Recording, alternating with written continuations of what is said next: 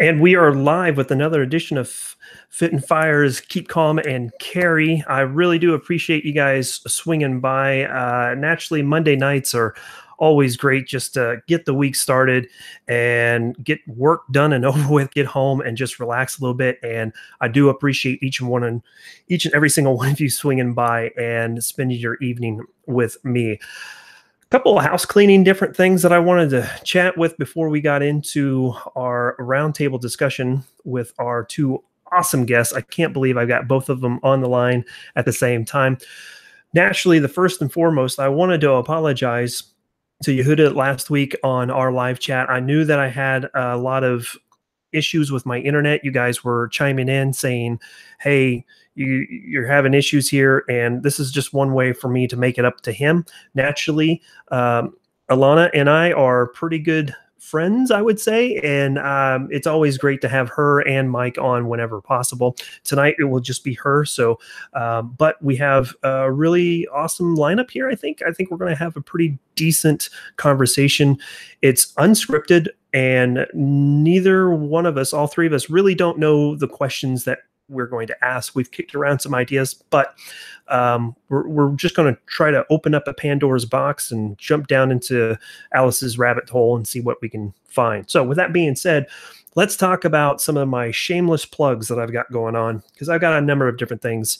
First and foremost, each and one of you that participated in the hey, I got a great deal with Palmetto State Armory, I really wanted to say thank you to you guys. If you bought from Palmetto State Armory on those deals, that is awesome, because that really helps out the channel. I get a small commission off of that because it's an affiliate link, and it costs you guys no extra money, and you guys are still saving money. So thank you so much for that. I've got another one that's going to pop up tomorrow, so stay tuned for that.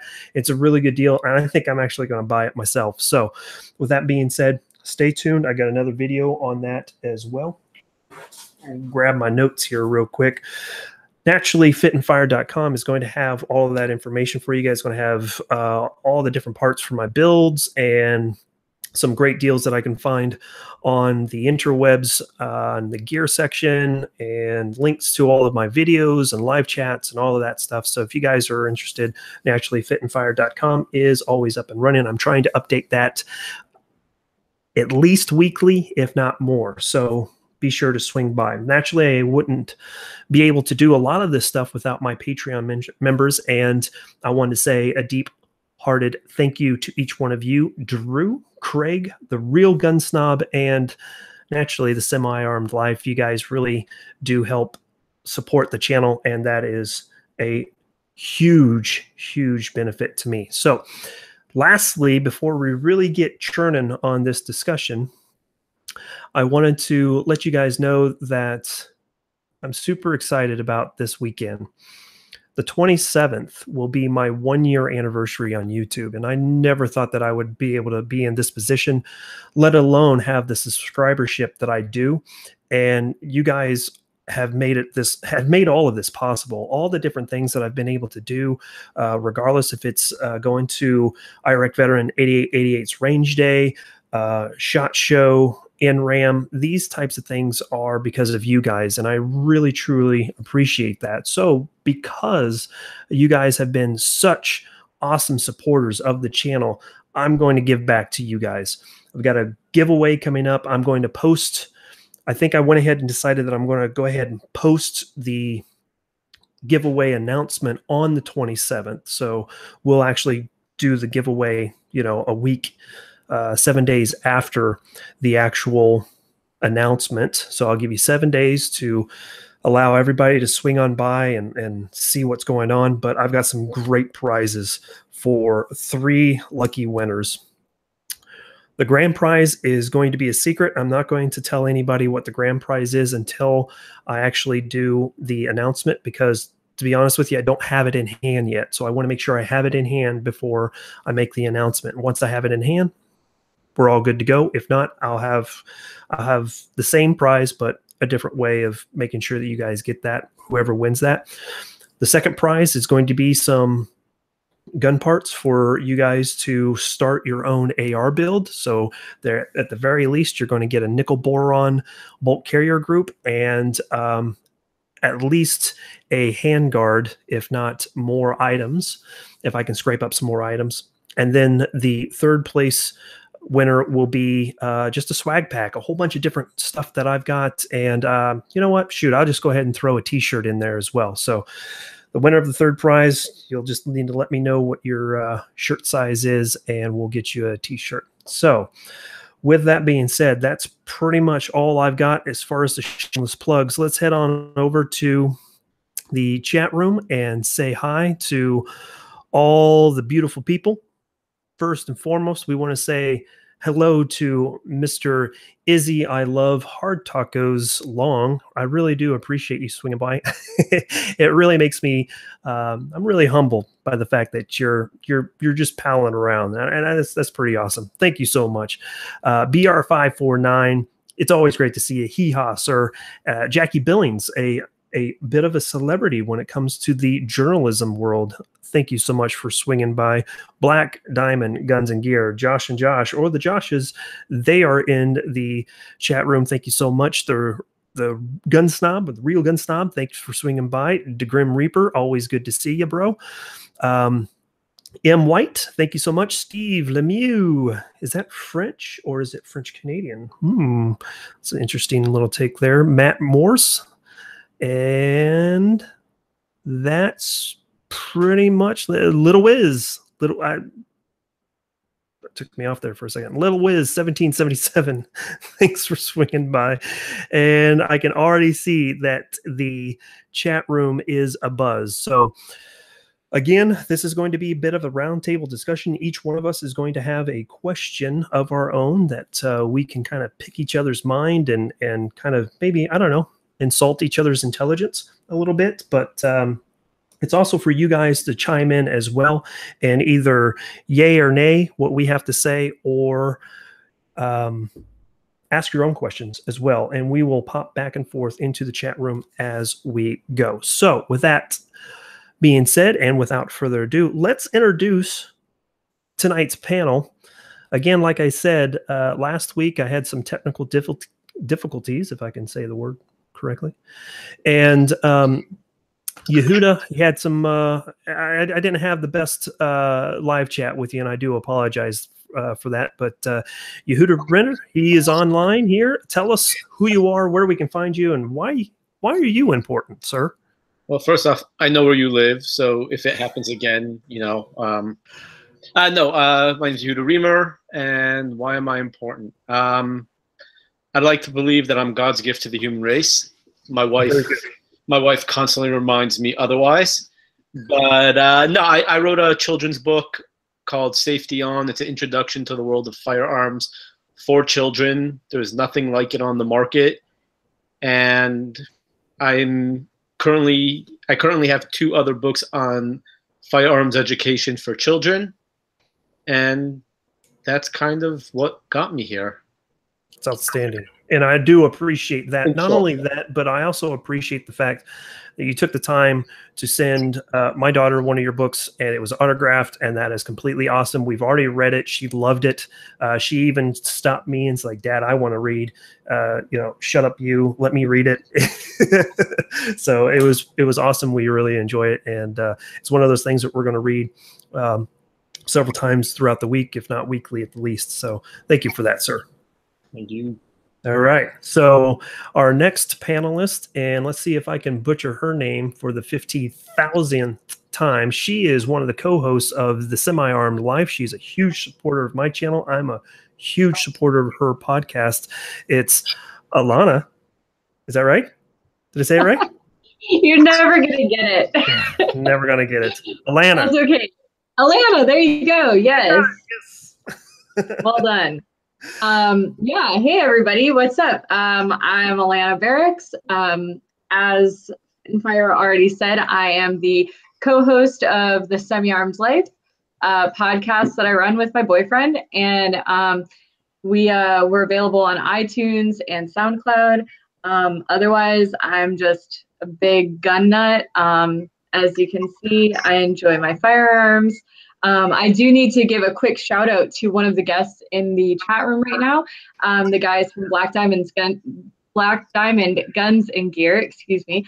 I just got my new holster from them for my Glock 17, and I'm loving everything about it. I really like the clip that they use on the back.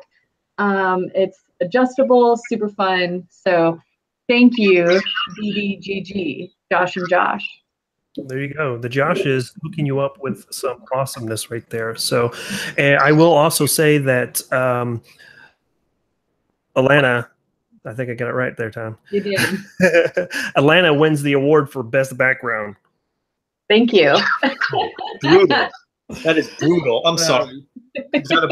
She's got a bunch of commie guns back there, and I have George Washington and my Colt AR, and she wins. All right, look, I got one American gun here. Okay. All right, one out of four. Sorry, I got George in my AR, my Colt. So it's not my fault the commies have some decent firepower. And we're possibly going to get into that discussion later on this evening, but I'm going to kick things off with my question and my little rant before I switch it off to you guys to argue is what is the best caliber for home defense? And I'm not leaving that, kind of nut hold into a pistol or a rifle, either or. My perspective on this is what caliber is the best for home defense, and I'm going to say it's 9mm. And the reason for that is because of the options that are out on the market today. Not only can you get a AR style platform to run a 9mm through, which allows you to be able to swap from an AR to your pistol if you need to use both at the same time. You can switch out and use your different magazines, but it's also not as hard of a recoil for your pistol or your AR. You allow your loved ones to kind of help you out if you need to, or whatever the case may be. And then on top of that, you don't have to worry about over penetration and shooting through several walls in a house. The AR usually, the 9mm usually will start slowing its velocity down, once it hits 2x4, maybe a couple of layers of drywall. You don't really necessarily have to worry about someone on the other side of the wall as much as you would maybe with a 300 blackout or 5.56. With that being said, I'm going to throw it over to the Pew Pew Jew. What do you think? Oh, wow. Okay, I'll go first. Sorry. I guess there's no ladies here. Oh, no. No, I kind of agree. I have to go with the 9mm.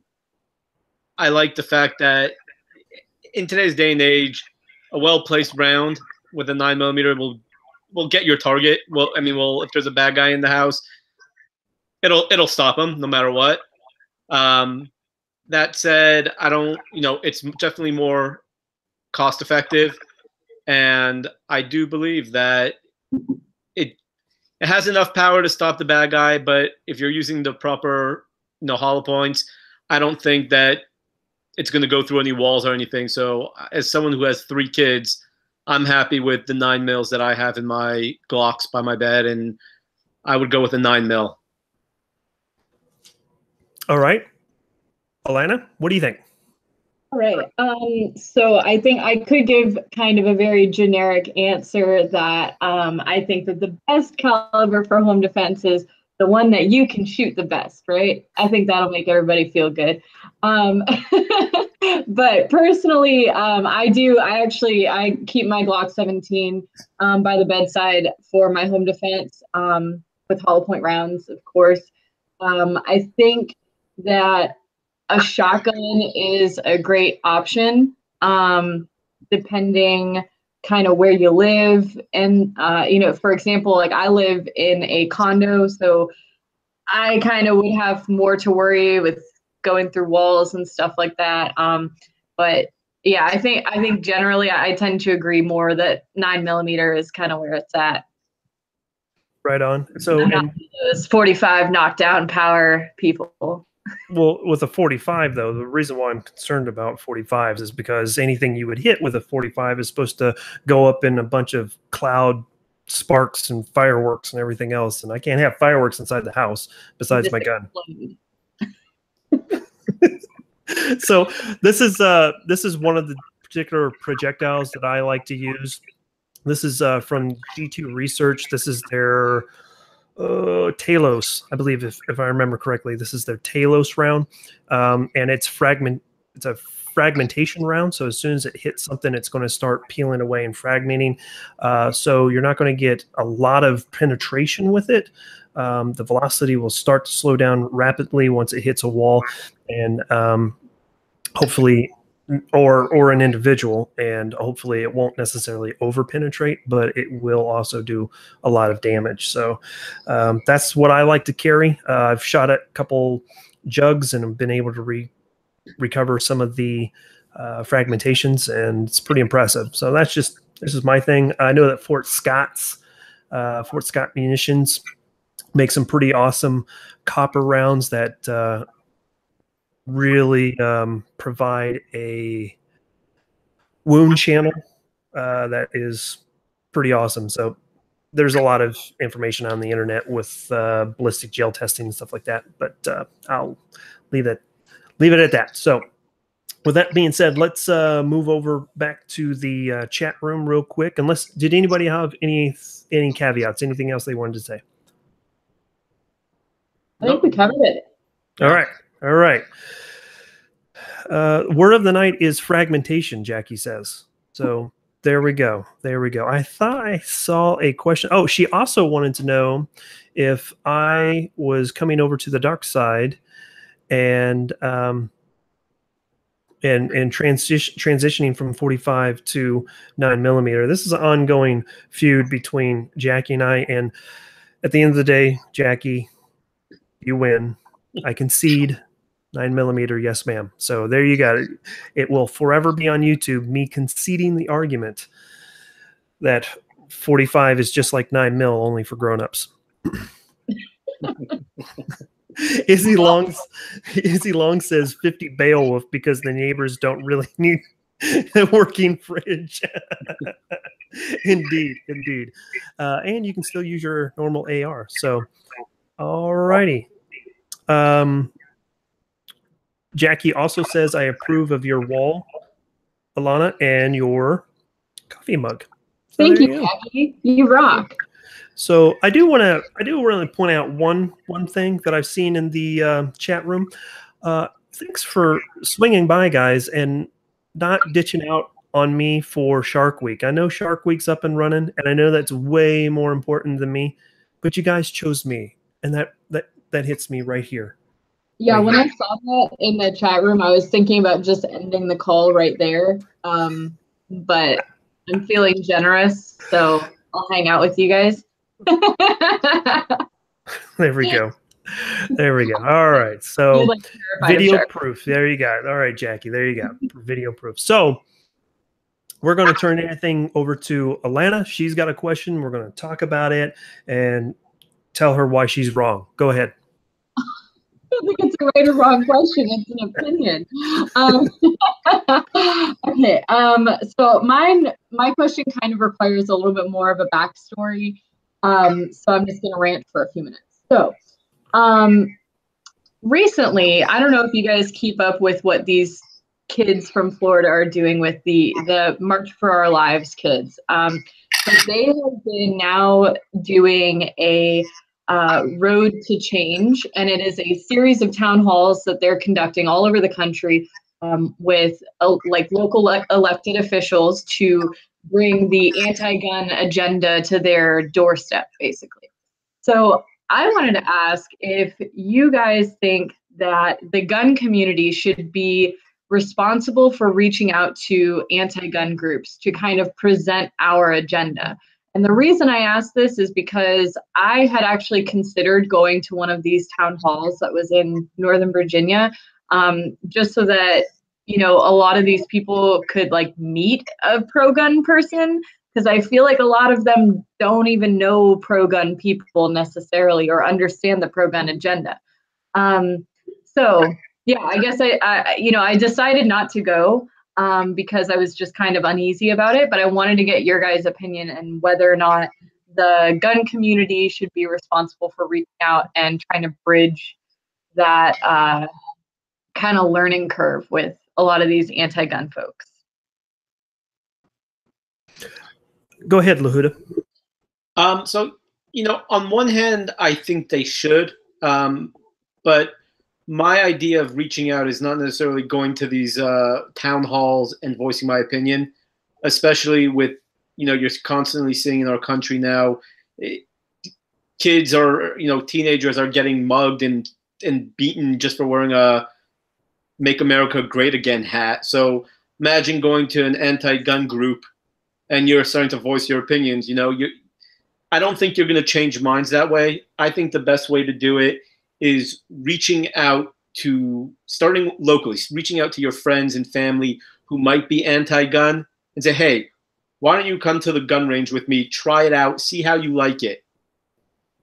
I do know I have changed a lot of people's minds who were anti-gun once they actually tried the gun range. They're like, wow, this is pretty awesome and fun and empowering. I think that is the best course of action if you're going to try to reaching out. Reaching out on a grand scale it's not going to happen. We're way too fragmented as a country, and I just don't think that's the best course of action.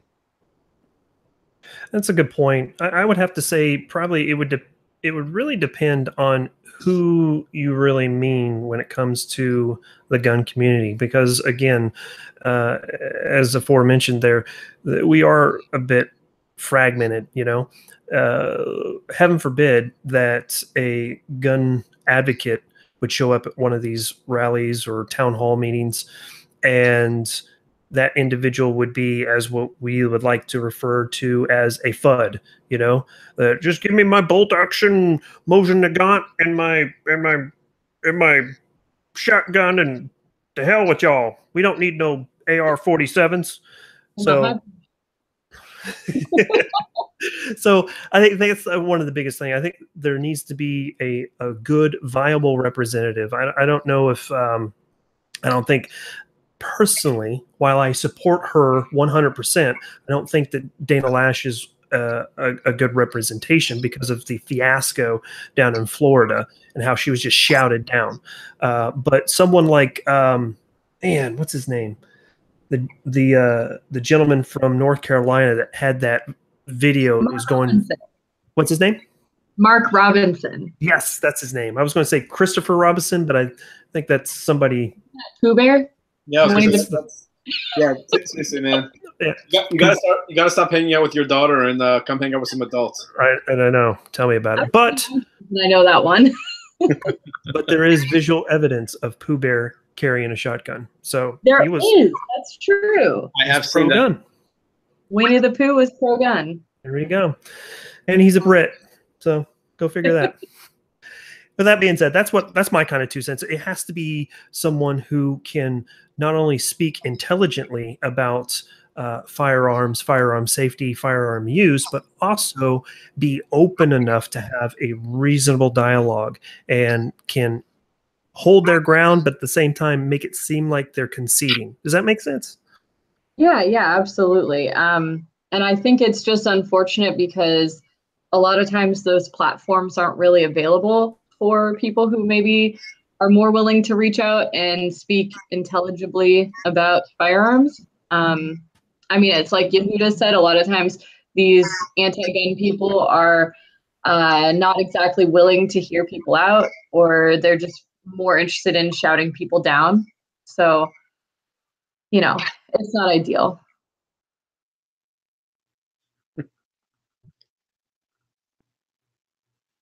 Yeah, no, I like I said, I agree with that. I think really the best course of action right now is if you know somebody, just invite them to the gun range. I know I'm going shooting with a buddy of mine tomorrow, a guy who has a podcast as well, the Armed Lutheran Radio. I don't know if you know Lloyd Bailey. Great guy. And I'm trying to think if there's anyone I know who'd be willing to go shooting tomorrow who's anti-gun. That I think when they see that it's not so scary and it's really the person behind the gun, not the gun, that's when you're going to start changing minds, not by just having a discussion with them. It's a very good point. One of the other things that I'd like to bring up is something that Jackie just kind of threw out there, and it kind of ties into this whole discussion: is the industry as welcoming to liberal or left-leaning gun owners as it is to the right? Should we work to improve that? So, right off the bat, I think yes, we should improve all relationships, regardless of what they are. But I would say we kind of get compartmentalized into our little bubbles that, yeah, the liberal over there, what do they know? So like the Yankee commercial. Well, I kind of have to disagree. I know. I mean, I don't know if you're familiar with Sarah Cade. I'm not. No. So I believe she's from Minnesota. I'm friends with her. She comes out straight out. She's like, "Hey, I'm a straight up liberal." I mean, I heard her speak at the gun rights policy conference last year, and she got up there and her first line was something along the lines of, "Hi, my name's Sarah Cade, and I'm the enemy." And that was her opening. It was kind of a crack, joke, but at the same time, she was making a point that, she is liberal, but she's a gun owner. And I don't think people care for the fact that she's liberal. She's one of the leaders in fighting for gun rights again, I believe it's Minnesota, and she's doing phenomenal work. I think people in the gun industry, and this is what I feel as being an Orthodox Jew in the firearms industry, I have never once experienced any sort of anti-Semitism. I don't think they care what your background is. You want to be pro-abortion, you want to be pro-same-sex marriage, by all means, go ahead. You want to support the Second Amendment, you're one of us. I don't think that there really is a divide. If you are a left-leaning liberal and you want to join the Second Amendment industry, they don't have a problem with that as long as you're not trying to take away their gun rights. And I know other liberals who are gun owners who, in my 1.5 year travels into this industry, have become friends. And, like I said, we don't disagree on everything. I mean, let me rephrase. We disagree on everything but firearm ownership. So that's just my 2 cents. It actually brings up a good point. In discussing this kind of topic with my BFFF, whatever it is, Drew. Everybody knows Drew. He's in the chat room. He was late coming in because he was watching Deadpool, so I'll give him a pass on that. But we were talking, a good buddy of ours was a staunch Democrat, voted Democrat, and just didn't want to have anything to do with firearms up until the point that his business was robbed. He was beaten. He had his head sliced open, and he finally came to the realization that, maybe there's something more to this gun rights thing than at first blush. So he became not only a gun owner, but then he went on like a buying spree. He makes my collection look minuscule.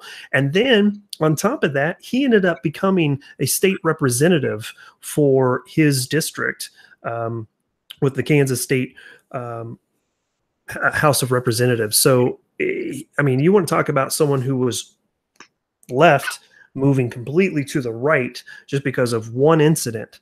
It was pretty remarkable. So, yeah. Well, I'll just say one more thing, and it was such a great line.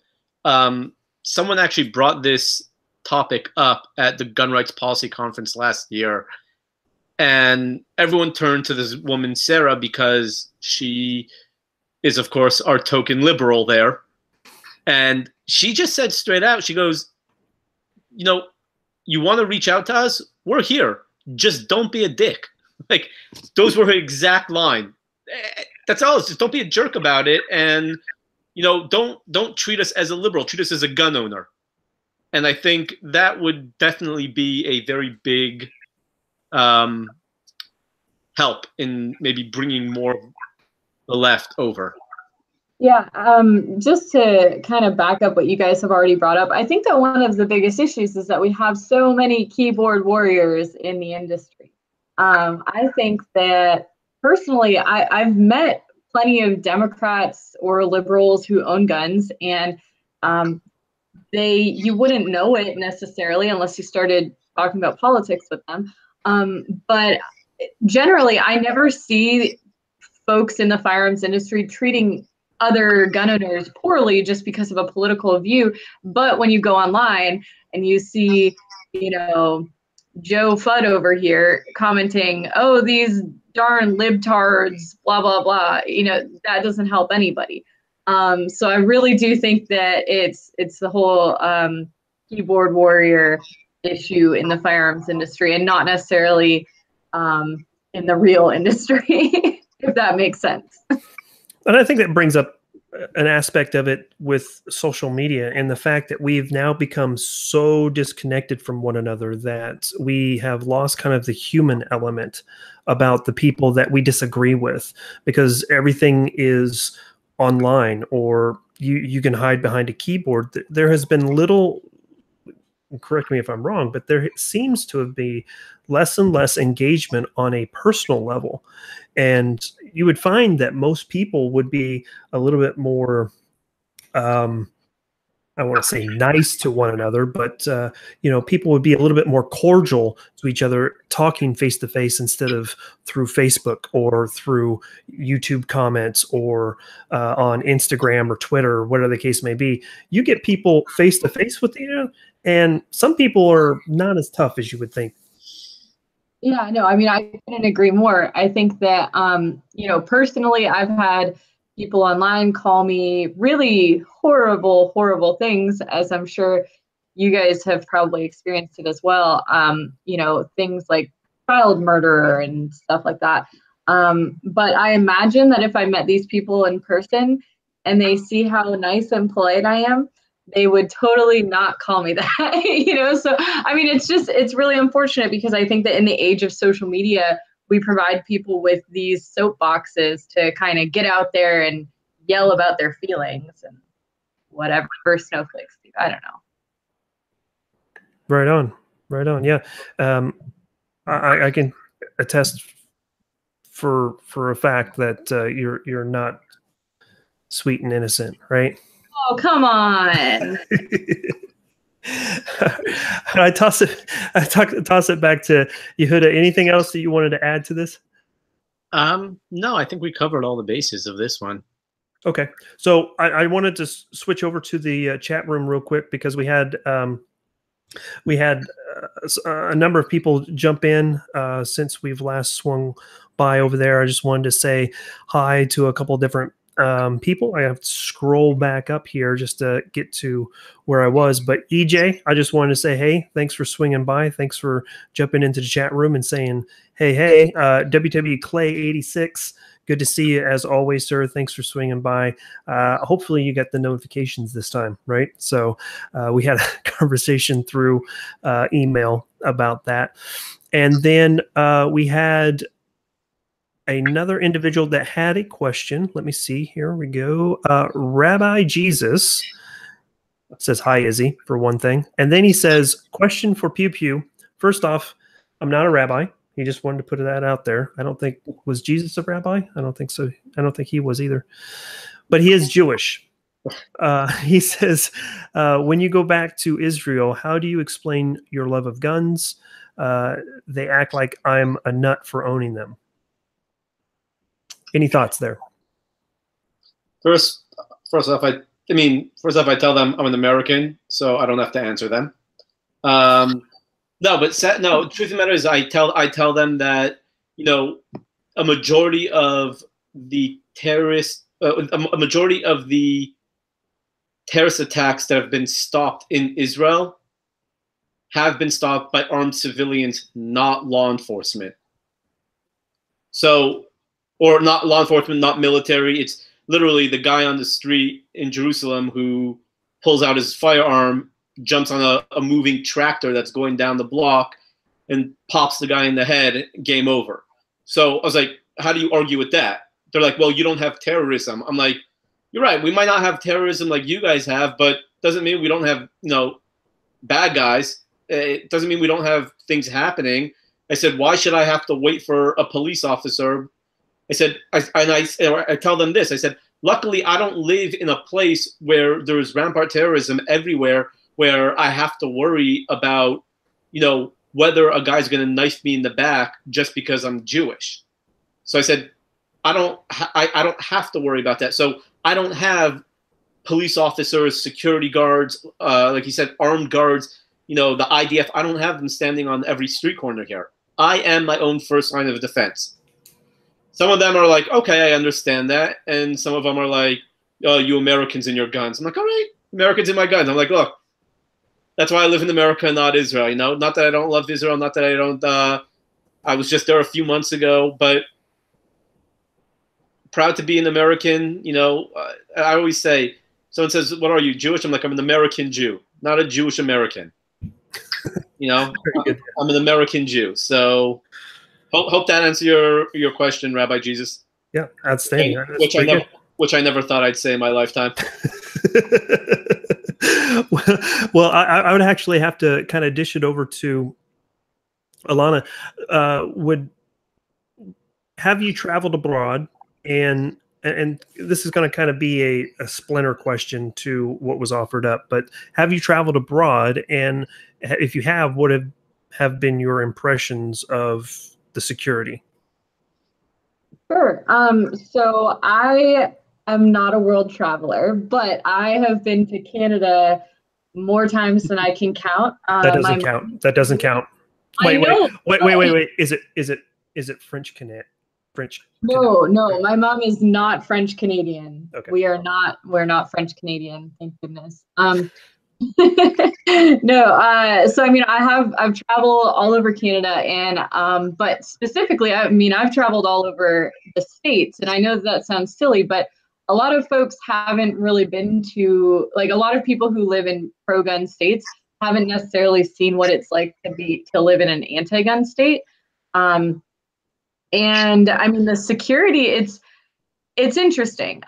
So just for example, like I was just in Toronto a couple of weeks ago, and there isn't a horrible police presence like you might imagine in Europe or something, right? But there's just so much less people. I mean, Toronto sure is a huge city and everything, but it has like 5% of Canada's total population or something. Canada is only got 30 million people, I believe. That's like less than our largest city. It's incredible. So when I think about people who compare America to a lot of different countries, I think that they fail to recognize that there are a lot of different issues that happen when you have such a condensed population in one area at one time. So when people want to compare America to, let's say, Israel, for example, I mean, maybe you could compare one of our states to Israel, but nation, it's just absolutely insane. So I think that America has a very unique gun culture, but it's also because we're a very unique country. Yeah, that's great comments. We are unique in a lot of great ways and a lot of bad ways. Yehuda, you were mentioning something. You guys were talking at the same time. What were you saying? No, I was just cracking the joke. Well, don't leave us in anticipation. What was the joke? Honestly, just went right past me. I don't even remember what I said. I am so. We'll be able to catch it on the repeat. I'm so exhausted right now. Like I said, I've had a long week, so yeah. And I'm coming off a 25-hour fast yesterday. Oh goodness! Oh, sir. No food, no water for 25 hours. So, my head is still reeling. Well, I applaud you for that, because I can't get through a day without a donut. And well, I appreciate the applause, but it's either I do it or I have to dodge lightning bolts, and I'd really prefer to do it. So, okay, let's swing back over to the chat room here real quick. Yeah, let's do it. Okay, so Drew says that he's been all around the world a bit in the last few years. He's got a pretty awesome job that takes him to a number of pretty cool places, and he gets to travel. He gets to travel in style. So private jets and all that jazz, because he's a jet setter and he's a big baller and all that jazz. But he locks up all his guns to make sure that regardless of what happens, they're protected one way or another. And I think it's actually a really good idea that when you do travel overseas, things get locked up. I had a European vacation here last month. I did the exact same thing and made sure that the people that needed to know knew where to go if they needed to get in there. So let's see some of the other things coming out of the chat room. Jackie, she's just been tearing up the chat room. I really do appreciate it. She's a writer anyway, so she likes to write, and I do appreciate that. She says back to our comments about the distance of us through social media, is that she will message people who have left lewd comments and ask them if they would say that to her face or to their mother. So yeah, it's pretty good. Let's see, WW Clay 86 says it helped my friend build his AR. More gun owners in the resistance. And that's actually a good point. I don't necessarily think I like the idea of resistance, regardless, on either side, because what are you resisting? You're basically resisting ourselves, right? Because we should be looking at each other as one. E pluribus unum, I believe, is the country's motto, e pluribus unum, which is Latin for of many one. And I think that we need to figure out a way to come together. Even though we're so divisive, we should find a way to come together. And then BR549 says he finally talked his wife into carrying, but the gun has to be Tiffany blue. I'm okay with that. Tiffany blue is a gorgeous color, right? So, but she's not a liberal as far as he knows.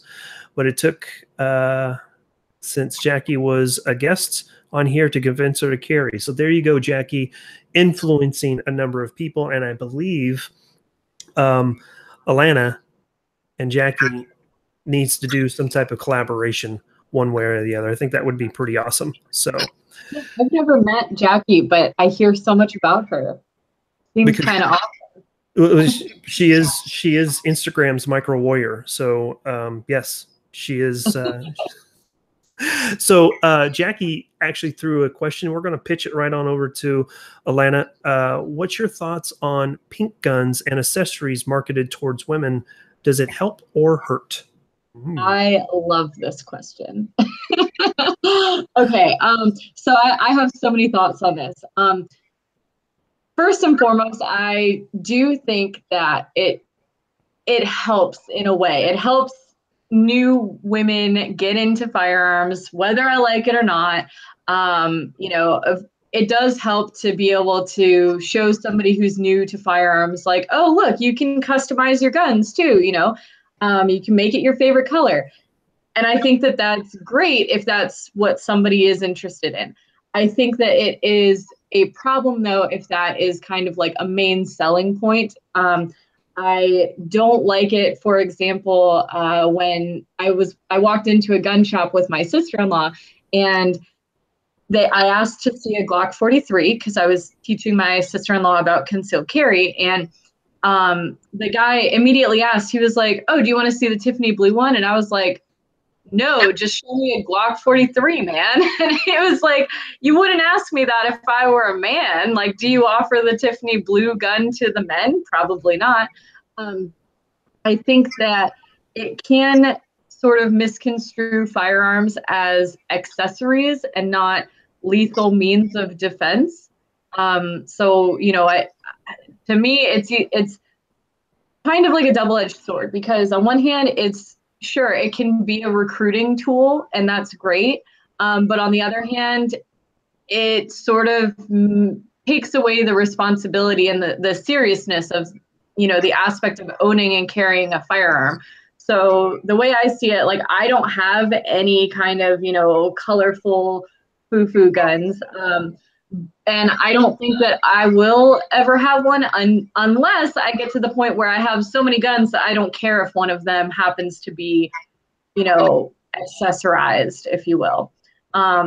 So I don't know. I know that doesn't really answer whether I like it or not, but it's just kind of a multifaceted issue. And on one hand, it's kind of cool. On the other hand, they suck. That's a good point. That's a good point. You have anything you want to add to that? I don't really care what you want to do with your guns. You want to, hell, man, I saw a Hello Kitty AR-15. You want to accessorize your guns with jewels and fake eyelashes. I really don't care. My only thing with different colored guns, and it's a small point that I touch on in my book, is that guns do come in all shapes, sizes, and colors. So what's important for people to understand is that if you do get a Tiffany blue gun, or if you do get a pink pistol, especially when you're around children, you need to understand that children will look at that gun and say, "Oh, it's not a dark, it's not a black gun, so this must be a toy." And that is one thing that I'm the one reservation I have with colored firearms. Again, you want to do it, that's great. Just take extra care, extra precaution to understand that your gun might look like a Nerf gun to another child. And it's something that you really need to be paying attention to, more than just having a plain black gun. That's a great point, because John from the Gun Collective, he's got that AR that's like a crayon box threw up all over it, and that's something I've actually never even considered, the fact that you have these bright colored firearms that kids, or heck, even other adults, may confuse it for a Nerf gun or something like that. That's a great point. Right. So that's really the only thing. It's so, education and safety is so elemental and key in the gun industry that, like I said, you want to bedazzle, is that the right word to use? Bedazzle your gun, by all means do it. Just remember, kids look at that and they'll see something and see it. Might look at it as a toy versus a real gun. Yep, that's a great point. I can tell you that my wife's first gun was a SIG P238, and it was a gorgeous gun. Just didn't fit her hand very well, not the way she wanted, but it had the pearled pink pistol grips on either side, and she wants a pink gun. She wants a purple AR. That's just her, because she likes to be unique and she likes to get people to start a conversation. And for her, that's one way to do it.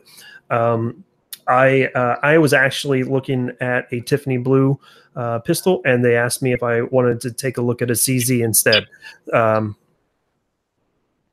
Nothing on that one. I think the Tiffany blue gun will go really nice with your eyes. Yeah, so I ended up with the ZZ. So I had to man up. Hey, women can own CZs. No, yeah, no. I see a lot of people in the chat room that says it doesn't matter the color of the weapon, regardless of what it is, as long as it goes bang and protects you, I think is the end statement. The one thing that I'm concerned about, and I don't think that this would ever really hold up, but if you were to, customize your weapon to have color on it, could a prosecutor go after you for, trying to modernize or trying to upgrade your weapon to make it more lethal or something stupid like that? I'm sure that's... It's funny you mentioned that, because I wanted to just make a quick point about that too. I was listening to an episode of Civilian Carry Radio the other day. It's a podcast within the Firearms Radio Network, and they have a segment every now and then where this lawyer talks about the laws of self-defense, and he actually brought up a case where a guy used a firearm in self-defense, and it happened to be a Cerakoted firearm, and I can't remember what color it was. I want to say it was like blue or green. It was definitely like something brightly colored.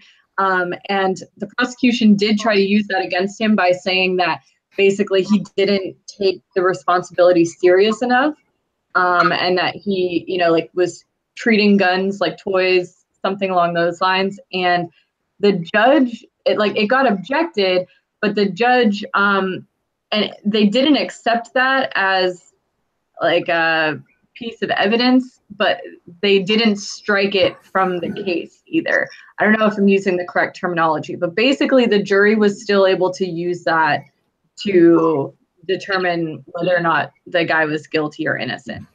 So, I mean, it is something that could come up. I don't think that it has any merit. I don't think that somebody would actually get, charged because of that. But it's just something to keep in mind. That's actually a great point. I wasn't aware of that. And I guess I need to take my Mulan Lobby backplate off my Glock.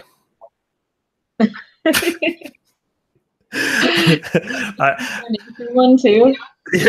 No, it's off. It's completely off. I took it off. I got the Fit and Fire backplate now. So there. Oh yeah, that looks great. Yeah. So, okay. So I tell you, the chat room is just going right off the rails, which is what I love to see. Thank you so much. Jackie is actually helping out one of the other watchers, viewers, whatever you want to call it, with a recommendations on concealment holsters for women. So thank you, Jackie, on that. Lyle, good to see you. Thanks for swinging by.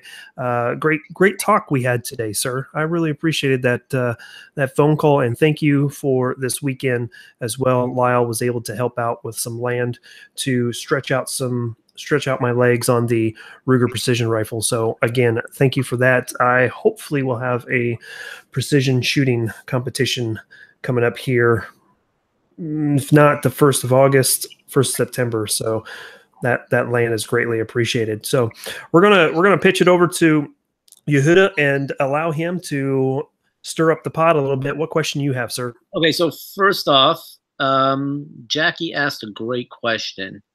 Oh, okay. Jackie asked, what's the biggest mistake gun owners make when it comes to teaching their kids about guns? So I think, Jackie, in my humble opinion, first off, I don't think there is any fragmentation whatsoever when it comes to gun safety with children. She said I get points if I work it in. So I don't think there's any fragmentation in terms of, that you need to educate. I think it's how you go about doing it. In my opinion, I believe the biggest mistake that gun owners make while introducing guns to children is putting the guns in the child's hand too early. They think a lot of people think that you tell them, keep your finger off the trigger, you do this, and now here's the gun. My kid didn't go shooting for his first time until he knew my book backwards and forwards, and he dry fired my gun so many times. I mean, he was completely aware of every aspect of my firearm before he even thought about taking him to the range. So I would say that a parent really needs to slow down. Again, this is just my opinion. I have no stats. I have no real backing to what I'm saying. This is just from what I've read and seen. I think parents need to slow down about with putting guns into the kid's hands until the kid really understands every aspect of the gun, and not just the safety laws, but even the makeup of the gun. What makes it, what makes the bullet fly out, the trigger, the slide, just every aspect of the gun until they're incredibly familiar.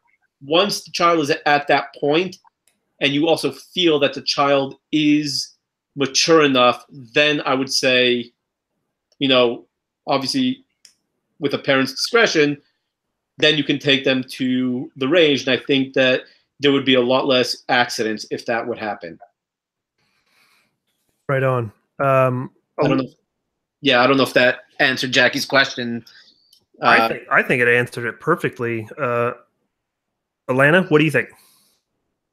Yeah, I mean, I don't have any kids, so I feel like I'm not the best person to answer this. I do have a niece and nephew. They're adorable. So, I mean, really the only experience that I have with any kind of firearm safety and children is just being hyper aware of my firearm around the kids. And, you know, I think that it's a parent's job to teach kids. So I'm never going to bring up firearm safety around my niece and nephew unless my brother and my sister-in-law would request that. I have provided them with a lot of different materials though. And my sister-in-law, she's particularly become very interested in this recently. So I sent her a link to Yehuda's book, Safety On. And then I also provided her with information about the NRA Eddie Eagle program. So I think that just more than anything, it's just giving people as much information as they can to teach their kids. It's a great point. From my perspective, I know that my daughter and my son, realistically, have both been around firearms for the most part all of their lives. I will say that one thing that I'm concerned about is that I introduced too large of calibers to my daughter. I was so eager to get her into hunting and get her into taking her first deer, which is something that she wants to do herself, that, I went out and bought her a 243 rifle and, took her out to the range and let her shoot it. And she was not having it. And I'm worried that that may have scarred her on trying to shoot larger calibers than a 22 long rifle. She basically has her own 22 long rifle, her Ruger 1022. She shoots it all the time. She loves it. She just asked me today, Dad, when am I going out to the range again? I said, well, we'll work it in this weekend or next weekend. But I want to try to get her up to the 223, try the AR. And I'm concerned that she will be way too timid to do that because of what happened with the 243. So that's one of the other aspects too. Lyle made a great point. A lot of it depends on the home culture, right? So, it could go a number of different ways. Yeah. Thanks, Jackie, for that. So again, go ahead. Sorry, I was just going to add to the different calibers. I think almost the same can be said with just new shooters in general, whether they're a kid or an adult, because I've had new shooters where, they will shoot my 1022 and then they're totally fine with that. But then they stepped up to an AR-15 and it's like, all right, nope, I'm done. Like they don't want to shoot anymore.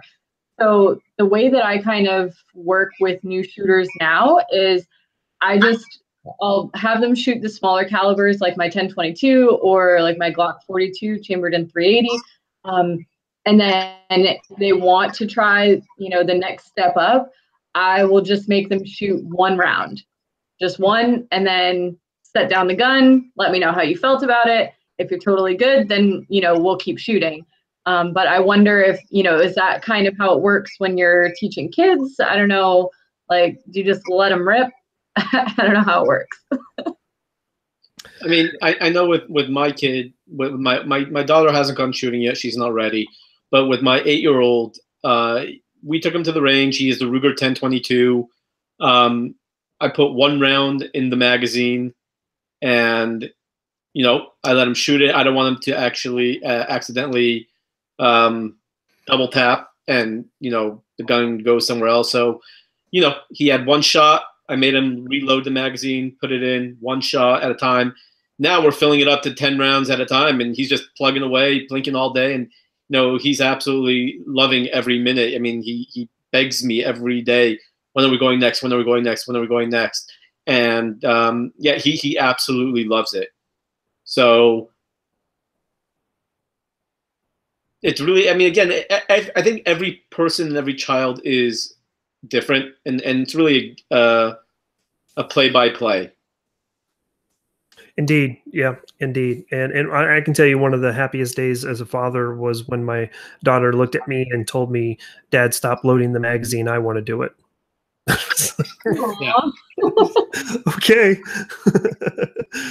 Oh, anyway. All right. So Yehuda, we'll swing it over to you. Okay. So I've been going back and forth. I know we talked about it earlier and I didn't really have a question, but I'm going to throw something out there that has been on my mind for about 6 weeks now. Do you think it would? This is, I guess, more of a personal question. I guess on me. Do you think I would get way too much heat if I would write a book why Jews are anti-gun? Ooh. You know, you have so many books on so many different topics of guns, but I mean, I've done some research about why Jews are anti-gun.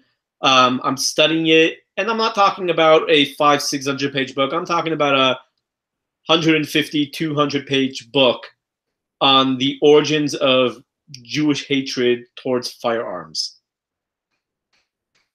Okay, Mark, if you want, I think, okay, I'll have an answer, or at least I hope. So I think that is, I think it's a really fascinating topic, and I think a lot of people would be interested. I think that there's a way, though, where you could make the title in the same way that, your, name is the Pew Pew Jew. I think there's a way that you can kind of turn it to reflect yourself as a pro-gun Jew. I think that maybe if you said, if you made the title something like, I'm the only pro-gun Jew, or so, something more creative than that, I'm sure. But rather than ostracizing the entire religion, I think that there's a way to make it like almost like join the dark side and like follow me, Jews. I don't know. Does that make sense? That's, like I said, that's what this is really just a thought. I honestly, I mean, my next book is done being written, and I'm working on so many other things at the moment. This was kind of just an idea, so I haven't really thought about the intricacies of it. But that's a very good point. Maybe, my journey into firearms ownership from being I guess a Jew growing up in Los Angeles to now being a Second Amendment advocate living in Texas, and my whole journey into the firearms industry. So that's actually a very good angle.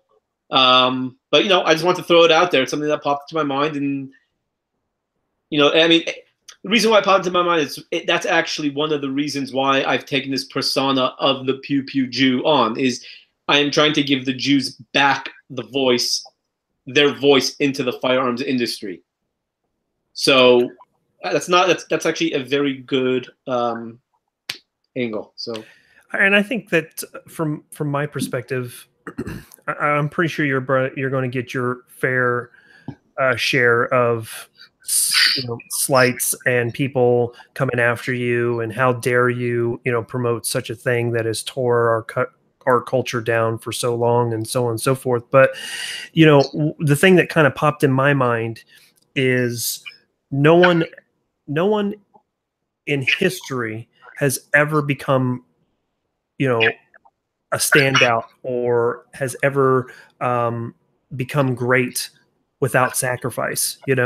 So maybe there's a little bit of sacrifice that you'll make, your name kind of get dragged through the mud a little bit, but at the same time you allow yourself to be a proponent, a friendly face to the Jewish culture because of that. I may be way off. I gotta kind of bounce a question back. I think I do hear what you're saying, though.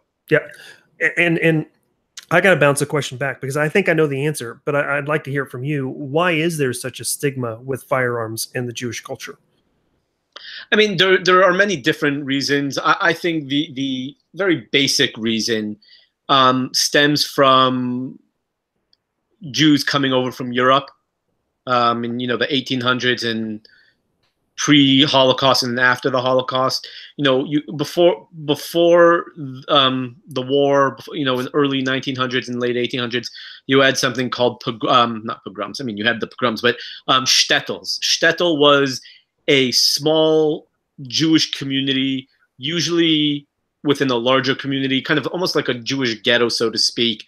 And what happened is you had the Russian Cossacks and the pogroms, and Jews would be, dragged through the street, homes burned, unfortunately, women and daughters raped. And Jews didn't want to fight back. They decided that it's better to just let it happen, because obviously, you fight back, you get even tenfold more. So a lot of these Jews just didn't want to do anything, and that mentality carried over.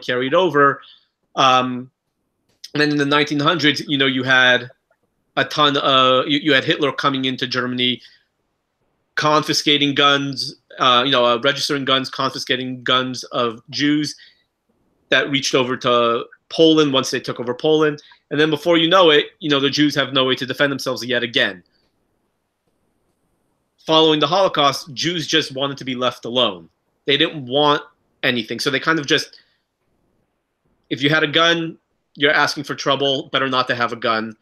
So I think that's that's on a simple level, that's where I believe a vast majority of it comes from. What's interesting is, even before I got into firearms, my son, my almost 9-year-old, his middle name is Mordechai. And he is named after Mordechai Anilevich, who was the leader of the Warsaw Ghetto Uprising. Now, if you look in history, the Jews of Warsaw were the first armed Jewish, I hate to use the word militia because they weren't really a militia, but we'll just use that word for time's sake, the first Jewish militia since the time of the Maccabees. We're talking about 2,000 years. So you have 2,000 years of Jews refusing to defend themselves. Why would anything change now? So I think that's really where it stems from. I mean, there's obviously a lot more other reasons, but that's just, like I said, on a very basic level, that's where it stems from. And like the gun snob said, yo, man, you're right. History shows that Jews should be pro-gun, being due to being persecuted probably every 50 years for the last 2,500 years. Unfortunately, this is not the case. So I'm trying to change that. Yeah, that's good. Izzy made a comment. He said his idea was, what about incorporating an interview with Mossad's agent's perspective, as they usually are pro-gun? Yes? Question mark? Or he could be wrong. So that's interesting. Mossad tends to be pro-gun, but again, the Israeli mentality on gun ownership is, they have strict gun ownership in, strict gun laws in Israel. So would the Mossad's mentality of gun ownership be different in the States? That's a good question. My first step would to be find someone who's in the Mossad, which is not going to happen. So because it's the Mossad and I'm terrified of them. Yeah, so I mean, it's definitely an interesting point. But all of these have given me good ideas. Maybe just make a call out for 20 Jews from all walks of life who are pro-gun, and what got them into firearms, why they carry, and then maybe incorporate it that way rather than having, Mossad or former Israeli Defense Forces. I mean, those people are all going to be pro-gun just because, they live with them. But maybe just the regular Joe Schmoes off the street, see if I can get people's stories and, make that into a bit of a book. That's awesome. That is really awesome. So with that being said, Alana, did you have anything to add to that? No, I think that, I mean, it's what Yehuda was saying is really fascinating, to be honest. I mean, if you write that book, please let me know because I'll definitely read it. I guess maybe it would also be interesting to understand, I guess, because when I was in college, I knew a lot of Jewish people, but I also had only started becoming pro-gun like halfway through college. So I guess my question would be, what is sort of the argument of anti-gun people in the Jewish community? Like, is it the same, just kind of, like typical generic anti-gun arguments, or is there something specific to Judaism? I don't think it's something specific to Judaism. I think I know, Mark, we talked about this last week a little. In Judaism, you have Orthodox Jews, conservative and Reformed. Conservative and Reformed Jews tend to be more left-leaning. So they're the ones that tend to be more anti-gun. Now, that said, Orthodox Jews, although they tend to be more pro-Second Amendment, pro-gun, a lot of them just don't want to have anything to do with firearms. Which, hey, you know what? That's fine. You don't want to be, you don't want to have a gun in the home. It's all good. But as long as you're not taking our gun rights away, we're okay with that. So that's really where I see the breakdown is. But I don't think it's in Judaism, we have an inherent right from the Bible to defend ourselves. There's no question about that. If someone comes to kill you, you're allowed to kill them first. The Bible doesn't, and when I say the Bible, for anyone who's there, I am talking about the Old Testament, because Orthodox Jews follow the Old Testament, not the New Testament. So, in the Old Testament, it does say if someone tries to kill you, you're allowed to kill them first, and God doesn't specify, a rock, a bow and arrow, or a knife, or a spear, or a sword. Just you have to do what you have to do to defend yourself. So I don't think it's a Judaism thing. I think it's just a mentality thing. Yeah, sorry about that. I was on mute there for a second. I had a sidebar there. So, but yeah, those are some great points. The Gun Snob says the best title for the book should be "Am I the Only Jew That Pews?" I like that. I think it's the winner. I might put that on one of my next shirts. Yeah, that actually would be a great conversation starter, I think. Yeah. At least, yeah. So, well, with that, we're pushing an hour and 15 minutes, and it seems like it's only been 30. So, this has been a great conversation. This is something actually I would like to start doing in the future, is maybe every once in a while get a couple different people on to throw out conversation with this. So, I will say that Alana. Here's to you, Jackie, right here. Atlanta. Think of Alanis Morissette, but just I know I keep without the rest of it. They have all the different things to help me remember. Atlanta, banana, Atlanta without the T, Atlanta Morissette. I still can't get it, man. I am so sorry. All right. So with that being said, she wins the best background for the night. Yehuda, you've written the best question of the night, because that was deep. That really went down to the depths to pull out some good conversation there. And then from the chat room, obviously, Jackie Billings, she wins the question of the night for our people in the chat room. So with that, I think we're going to go ahead and try to wrap things up tonight. We're going to swing it on around the room to allow each one of you to talk about where people can find you, what you got coming up. We need an update, Alana, on what's going on with you, and what other things that you're excited for, or whatever you want to say before we close out. So ladies first, Alana, we'll dish it to you. Oh gosh, thanks. So first of all, thank you so much for having me on again tonight. I had so much fun. And Yehuda, thank you also for joining us. This is great. So for anybody interested, you can follow me on Instagram at AlanaAmerica. But more importantly, tune in, subscribe to my podcast, The Semi-Armed Life, available on iTunes and SoundCloud. We are in the midst of recording a new episode. We just finished all the topics for it, and we've already got actually the next 2 episodes planned out. So we should have a lot more content coming soon. But we hit the summer, and then we got lazy because it was the summer and we just wanted to go outside and have fun. And it's hard to record an hour-long podcast indoors, but we're getting there. So all new content coming soon. And that's it. Thank you. Standing. Yehuda, sir, what do you got coming up? Where can people find you, et cetera, et cetera? So I'm going to do something that is kind of funny.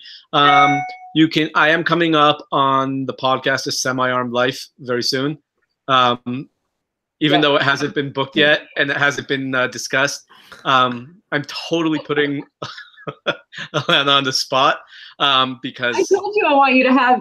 No. I want to have you on. Just because I could, and I have a platform right here, so I'm throwing her under the bus.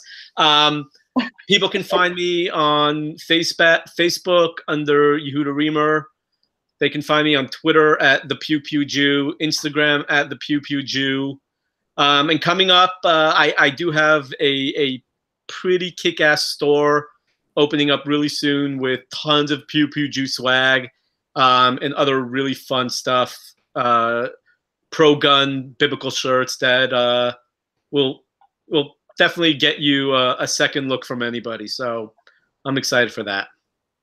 Outstanding. Naturally, I'll have everybody's information in the description below. I think I already have most of it already. Just kind of carried it over from the last time that we had each of you on. So Jackie did want to know, let's see, do you have to be a Jew to sport the merch, Yehuda? That's what she wants to know. That definitely not. No. So definitely not. I will tell you that I've played practical jokes on 2 different HR managers, telling them that I was Jewish and I was upset that they would hand out Christmas hams during Christmas. It gets a laugh, you know. I think that's hilarious. So I've pulled that prank on 2 different managers, and the second time it didn't go over so well. So, but I will say, Jackie, you were wanting to know what you won for the best question of the night, and this is it. You get this right here, the Tac Pack beanie. With the little fuzzy thing on top. Just provide me an email with your address, and I will get it in the mail for you, and it can be all yours, and you're already ready for October and all the pumpkin spice lattes that you can drink. And oh no, don't start that. Don't start that. It's too early for pumpkin stuff. So No, don't start the pumpkin stuff, please. Oh my gosh. So I was sent a picture today. I was sent a picture today of an aisle in Walmart that already has Christmas stuff out. Christmas stuff I can deal with. It's well, people could be celebrating Christmas in July, right? Lots of people do that. And you know what? That's pepperminty and delicious and smells nice. And you know what? It's the most wonderful time of the year all year long. That's okay. But pumpkin spice, I'm sorry. When Oreos makes pumpkin spice cookies, that's gross. When Cheerios makes pumpkin spice Cheerios, just stop. It's too much. All right, look, I'm a basic white girl. All right, pumpkin spice is white. Yeah, there you go. There you go. Pumpkin spice forever. I tell you, you guys are way too much fun. This is going to be.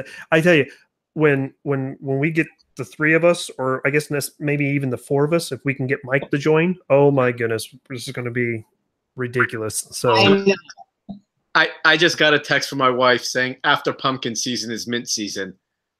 Mm. So in other words, my wife just told me to shut the hell up. Well, there you go. All right. Well, let's shut things down for the night. You guys have been way too much fun. Thank you for being such great sports on this kind of an experiment of my first roundtable. So thank you so much for joining me. It's always a pleasure to talk with you guys. I have links to all of their social media stuff down in the description below. Again, chat room, thank you guys. You guys just knocking it out of the park again tonight. A lot of discussion. I loved it. So last couple things from me. Again, my 1-year anniversary giveaway is coming up, so stay tuned for that. I've got yet another new pistol to go over. This is my very first hammer-fired pistol that we will be talking about, and I have to thank Drew for finding the excellent deal for me. Thank you so much, and it's my first ZZ, so we'll see how that goes here in the near future. I've got the updates on the Brownings build, or Brownells build, rather, not Browning, Brownells, and a lot of other things that are coming up. I'm super excited for. So stay tuned for all of that. Again, support Semi-Armed Life and support Yehuda Rimmer with his Safety On books for safety instructions for parents and kids. That's such a great conversation starter between parents and their kids. So thanks again for swinging by. I appreciate you guys taking the time out of your Monday to hang out with us. And with that, keep calm and carry. Have a good night, guys. Bye.